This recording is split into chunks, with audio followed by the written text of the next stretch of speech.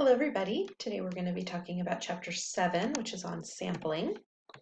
And to start with, we've already talked about the entire group of individuals that we want to study. We call that the population. So if a researcher is interested in studying the relationship between class standing, freshmen, sophomore, junior, seniors, and academic performance, GPA, the population that we're interested in is all students at SDSU, everybody. If I'm interested in trying a new type of therapy for children diagnosed with autism, the population I'm interested in is all children diagnosed with autism. But of course, populations are usually so large that we can't examine the entire group, so instead we select a small sample that represents the population in our research study. And the goal is to use the results obtained from the sample to help answer questions about the population. And so it's sort of this cycle of the population being all of the individuals of interest. Then we can't usually study the entire population, so we take a sample of individuals from the population. We do our research study on the sample. Those are the people who are participating in our research study. And then we take the results from our sample and generalize them to the population. So a population is a collection of all possible members of a defined group. It could be any size. There could be a very small sample, a very small population. If I'm interested in just the people taking my 301 class this semester, well, then you would all be my population, and that's a pretty small population. And if I wanted to do a research study, I could probably get the entire population. I could get all of you to be part of my study. But usually a population is quite large, like all people diagnosed with depression or all people who struggle with anxiety. So instead we take a sample, which is a set of observations drawn from the population. It's a portion of the population, and we use our sample results to estimate what's happening in the population. The difference is if you complete a census, that's when you sample every member of the population. So if you are able to gather data on every member of the population, then you're conducting a census. And you probably have heard the word census, the United States Census. Every 10 years, they try to gather the data on every single person in this country. And so that would be a census.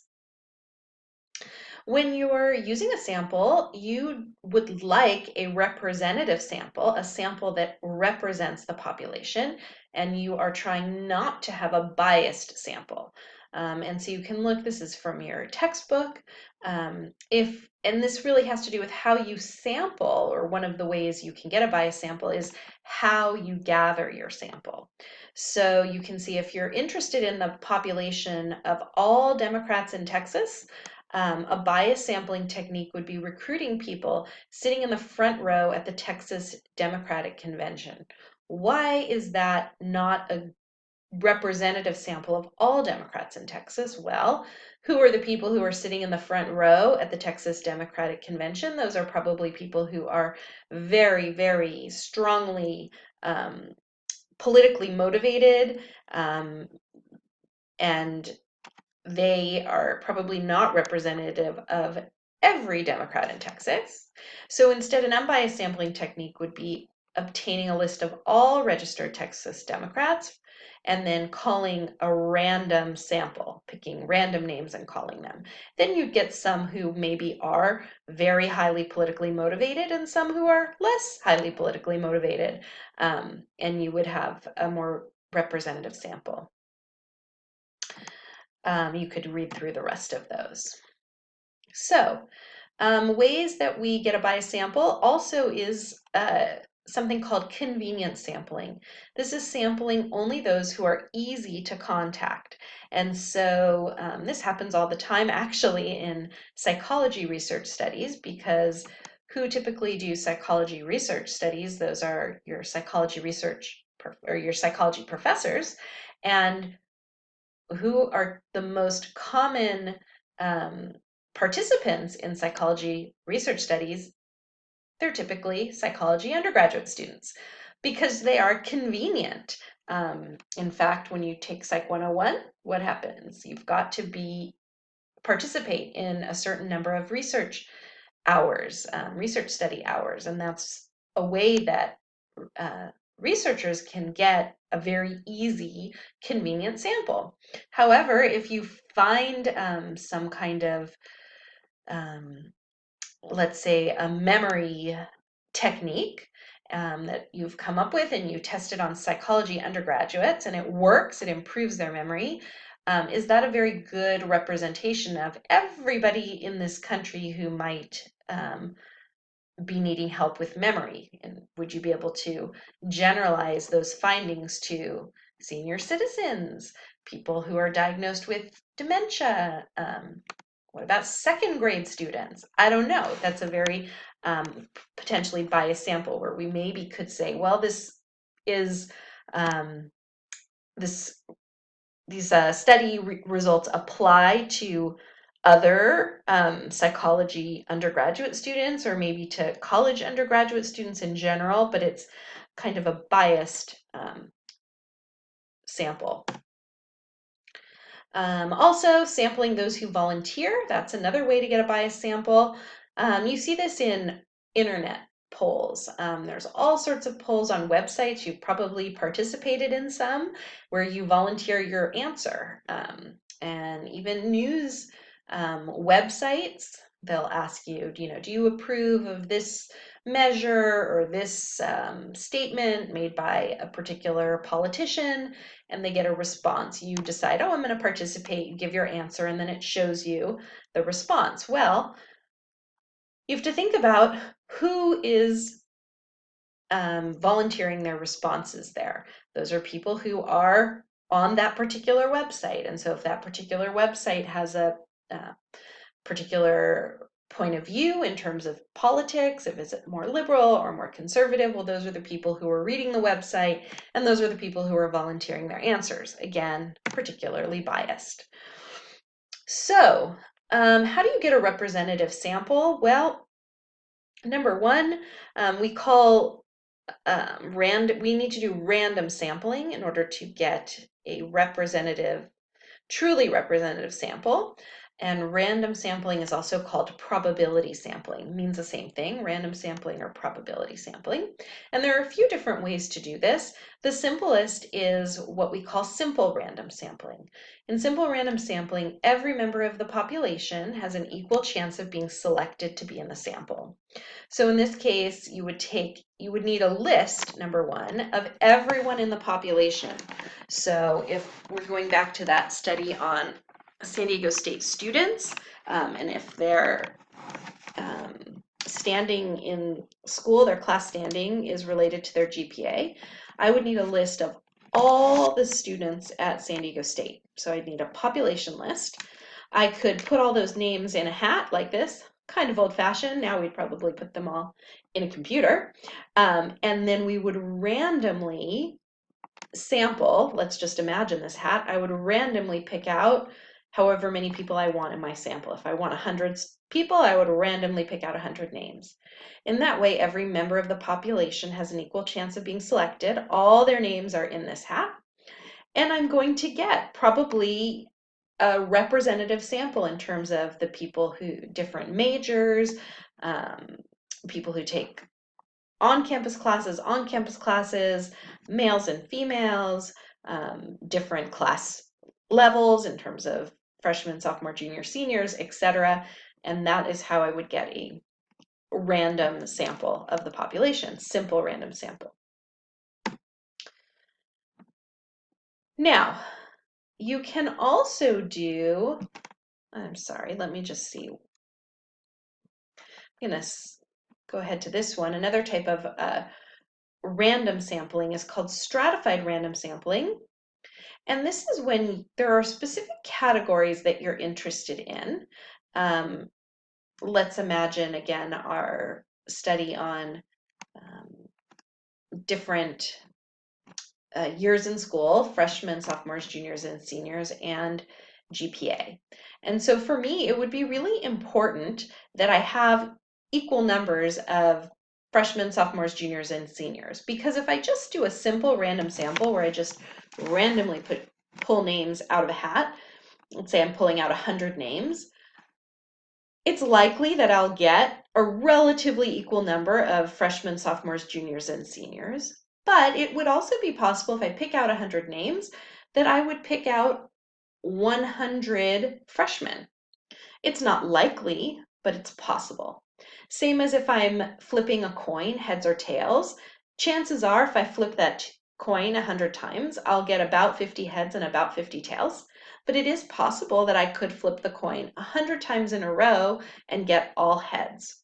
So if there are some specific demographic categories that I'm really wanting to be sure are equal, in this case, this would be, let's say, level, class level, I would get my same population list from the registrar, everybody who's registered at San Diego State. And then I would have, instead of one hat, I would have 4 hats. And I would put all the freshmen's name in one hat, and all the sophomores in another, and all the juniors in another, and all the seniors in another. And if I want a total sample size of 100, I would pick randomly 25 out of the freshman hat, and 25 out of the sophomores, and 25 out of the juniors, and 25 out of the seniors. So in that way, I end up with 100 people, and I have guaranteed myself that I have an equal number of freshmen, sophomores, juniors, and seniors. It's still random, and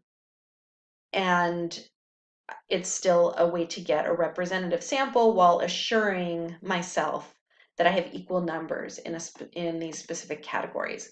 Also, you could oversample in this case, where if you want to overrepresent one or more groups. If you want to have more,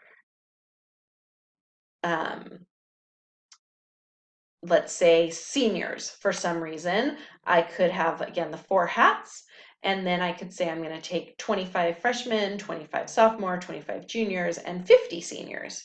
I could do that as well. I'm going to skip Hi everyone. I just had to take a little break, and so I'm not exactly sure if this jumped around, but I'm going to start over on cluster sampling for you, and let you know cluster sampling is another type of random sampling, but this is when you do not have a list of everyone in the population.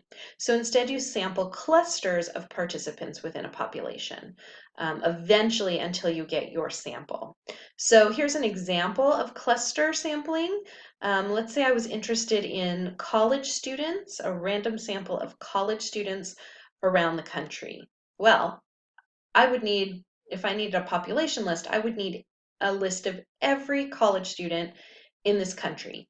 Public schools, private schools, online schools, any type of schools, community colleges, universities. That would be impossible. I could never get a list of all the students, all the college students in the country. So if I wanted to do a probability or random sample, I could start with a cluster, something I could make a list of. So for instance, I could have a list of all the 50 states. So I write all the 50 states names, put them in a hat, and pull out, let's say, 5 states. So I randomly choose 5 states. Every state had equal chance of being part of my study, but I will randomly choose 5 states. Now, in those 5 states, I could probably get a list of every college in those 5 states. So I would research all the colleges in those 5 states, put their names in a hat, and then randomly choose 20 colleges out of the list. Then, once I've got the 20 randomly selected colleges, I could go to each college and get a list of students from those 20 colleges, put all of those students' names in a hat, and then maybe choose randomly 50 people from each college. So in that case, I'm starting sampling clusters. I don't have the whole list of all students in the United States, but I can start with a cluster like 50 states, and then colleges within those states, and then get to the list of people within those colleges. We're also going to skip this multi-stage sampling. We're just going to stick to cluster sampling for this exam. Okay. There are also such a thing as population surveys. These are surveys where we're trying to estimate what's happening in the population. These can be public opinion surveys where we're determining attitudes and preferences of people, of the public. You can think about all of the political polling that's done. And these are done often by companies like Gallup, you might have heard of that, or Pew Research Institute.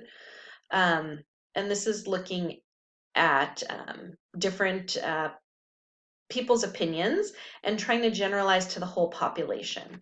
And when doing that, or market research, this could be consumers' attitudes about different products.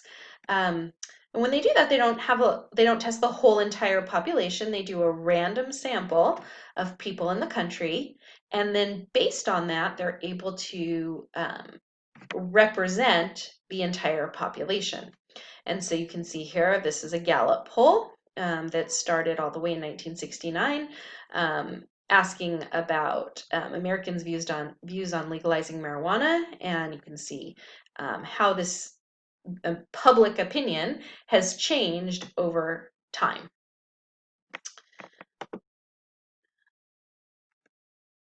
All right. In terms of let me just go back to this and say that these types of population surveys and random samples are often very hard to do. They take time, they take money, and they're a little bit more difficult. And so actually, a lot of our research studies are done with non-probability or non-random sampling. It's actually probably more common, particularly for research studies that are conducted at a university by a particular faculty member. And so when we do these non-probability or non-random sampling techniques, they're often much easier, they're quicker, they're less expensive, things like a convenient sample. We talked about this, selecting samples that are easy to access, could be our cell phone study. Who did we study in our cell phone study? People who were convenient to us, people who happened to be walking across a street on campus where we happened to be. Who is going to be in your survey study? Well, people who are convenient to you. You and your classmates will answer the survey, and that will be who is in the sample. And like I said, lots of psychology studies are mostly done on psychology students because that's the convenient group. So just because it is non-random or a non-probability technique doesn't mean that it can't be done. It's often, most of our studies are done using these convenient samples. It limits our generalizability, our external validity. Remember, those two terms are synonymous. That when we do a study on psychology students, well, who can we generalize this to? Not everybody in the population, maybe just to other psychology students or just to other undergraduate students. Another type of non-probability sampling is purposive sampling. This is when you purposely only recruit certain kinds of people and certain kinds of participants. If you're doing a study on, I don't know, what makes a successful relationship, and you think, okay, well, I know some people who have really good relationships. I'm going to go get those people to be in my study. That is purposive sampling. I am going to actually find specific people that seem to be the types of people I want in my study and have them be my participants. Again, not random, not that every single person had an equal chance of being in my study. These are just people I know that I'm recruiting, basically, that have a particular characteristic that I'm interested in. And then in this page, we'll look just at snowball sampling. Snowball sampling is when participants are asked to recommend other participants for the study, right? So this is kind of a growing or a snowballing of people.